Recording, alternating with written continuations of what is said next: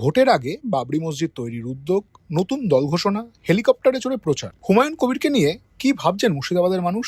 হুমায়ুন কবির কোনো ফ্যাক্টরি আসবে না আমার মনে হয়। তাতে হয়তো দেখা গেল আলটিমেটলি ঘুরিয়ে হয়তো ভোট কাটাকাটির রাজনীতিতে হয়তো সেই জায়গা থেকে তৃণমূল হয়তো বেরিয়ে যাবে। হুমায়ুন কবির কোনো আজকে হুমায়ুনের যে নাটক, এই যে ব্যাপারগুলো আমরা সবাই তো আজকে মিডিয়ার যুগ, ফেসবুকের যুগ, মোবাইলে হাত সবাই জানতে পারছে বাড়িতে বসে থেকে, কোনটা সত্যি কোনটা মিথ্যা সব জানতে পারছে।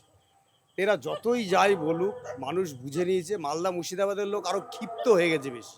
আমার মনে হয় না যে পাড়া প্রতিবেশী ওনার বাড়ির আশেপাশের লোক ওনাকে বাড়িতে থাকতে দিবে।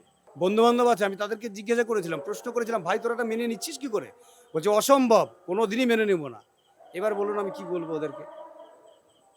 ঠিক আছে, তো যে ওদের সম্প্রদায়টা এখানে 3 জেলায় বেশি আছে, 3 জেলায় যদি একটা মুসলিমের নামে যদি একটা পার্টি তৈরি করি, সেই পার্টি থেকে মুসলিম টোটালটাকে যদি কেটে দিই, তাহলে মমতা ব্যানার্জির সিটটা কমবে।